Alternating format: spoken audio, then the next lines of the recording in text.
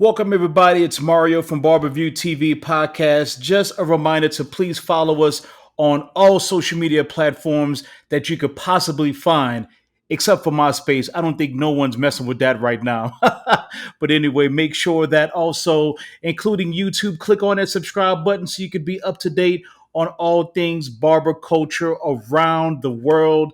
And once again, thank you so much for all the support, the love, and the shout outs.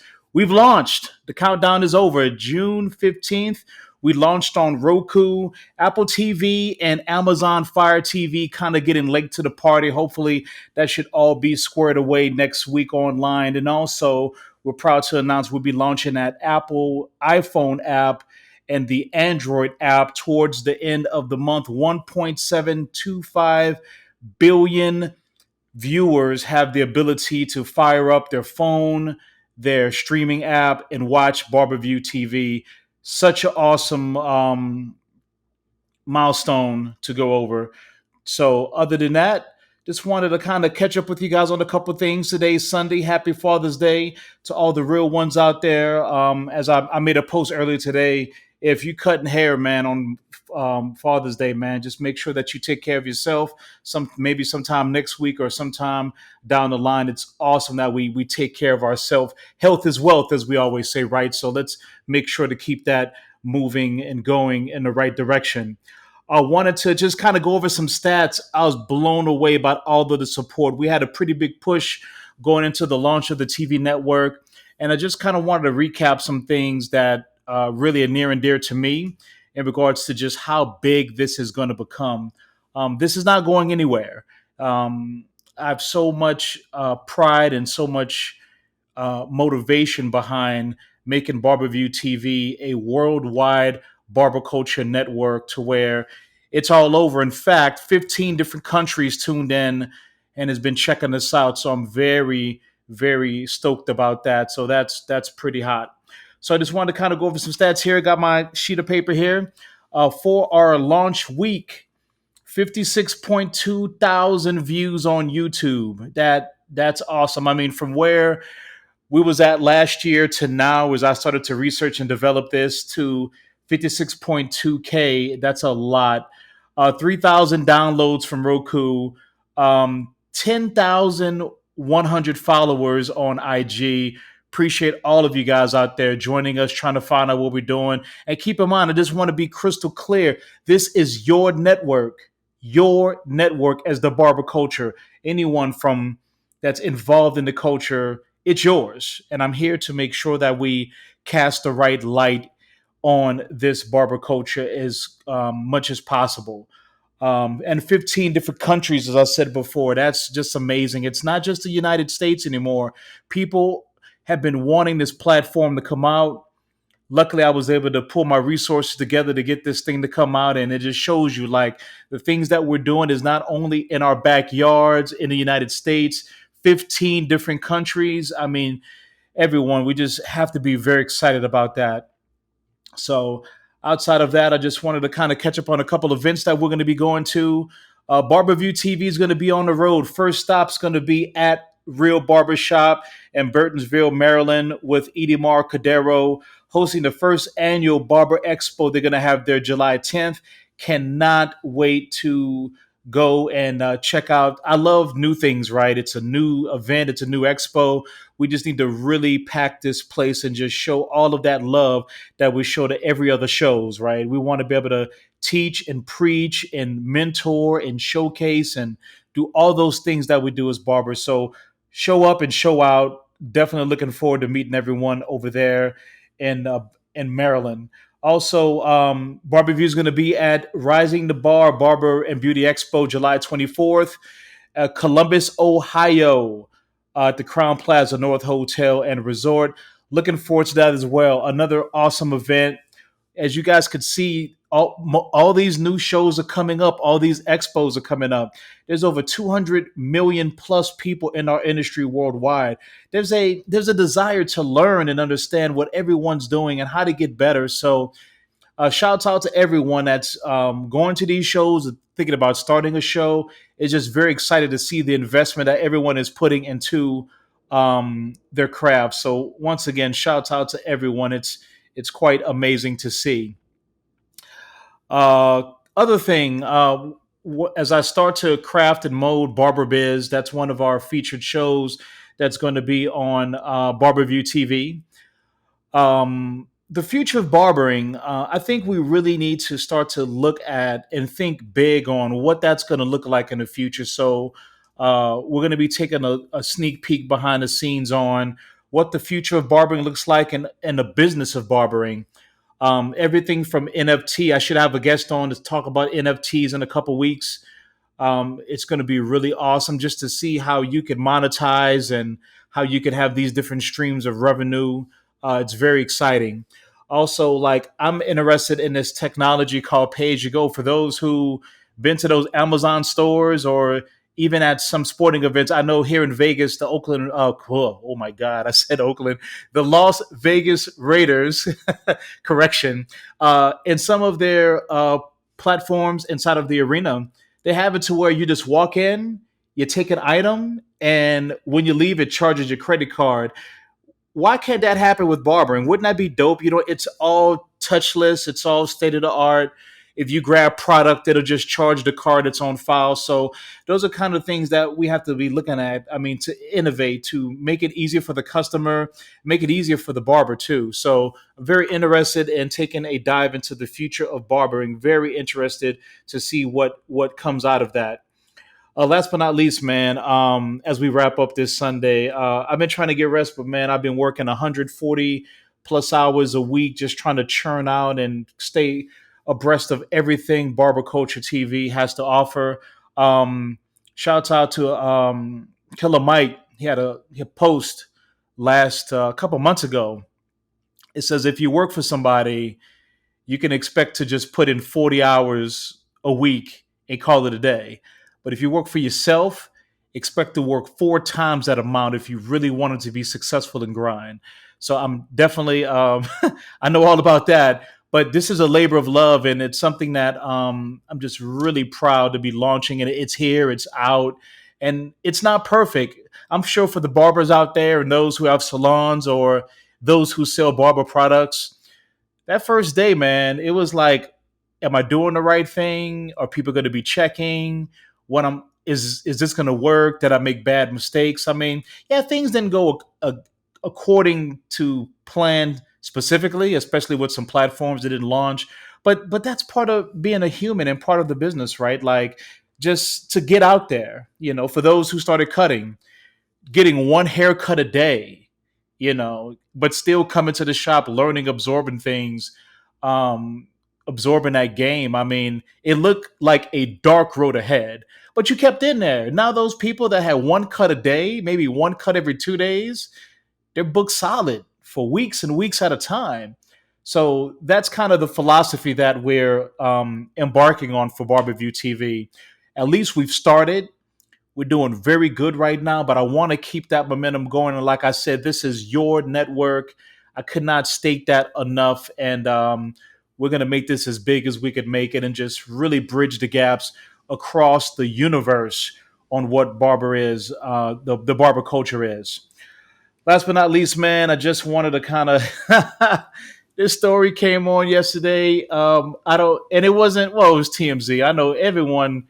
TMZ's been more reliable than CNN. I mean, they were the first one to break some of the critical news in our lifetimes. I remember when Michael Jackson died. People wanted to confirm that so bad.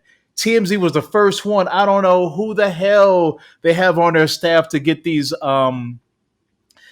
confirmations, but they're on it, man. But shouts out to TMZ. I hope I'm not on there in a negative light. I'm just trying to stay as far away from that as possible. But it was a barbershop, Diamond Cuts in Riverdale, Georgia, right?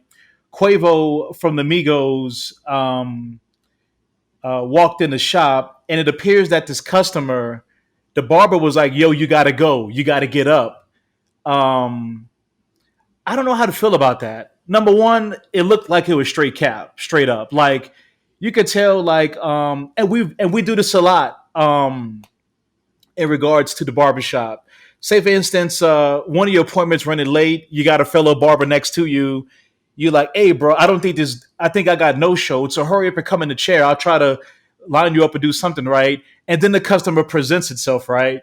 And so I think it was kind of one of those deals. I don't think that it was legit like a barber would just because the cape was on, he put the neck strip on, nothing was being done yet. He just looked like he was just like literally in the chair, looked kind of staged as well. It looked like, Cap, please convince me if I'm wrong, but it brings up an interesting topic about the customer, right? And the expectation. The way we train our customers to respect us and the way we respect the customer goes a very long way. In any barbershop in the universe, if you are a barber that's not strong or have good worth ethic, that should never happen to any customer.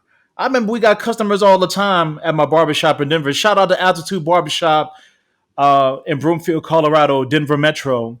You have people calling like, "Oh, well, I got money," or "Oh, I could come in," or "Oh, this or that." Like that means absolutely jack shit at the end of the day. Like it's all about the people that's there every day, the people that are in the neighborhood, the people that's in the city, people that's driving an hour just to come see you.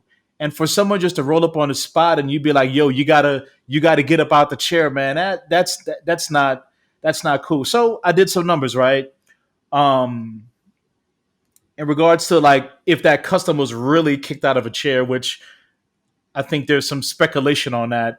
Um, these days, haircuts about $40, right? 40, 50, $50. You get a cut twice a month. It's like $500. Um, I'm sorry, 100. That's yep, twice a week. That's $100 a month.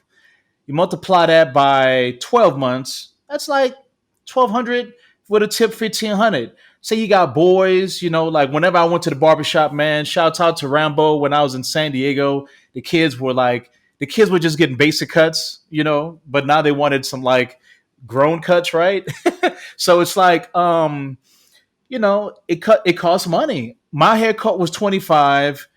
Both of the boys was 20. So then I drop a tip. It was like 80, $90.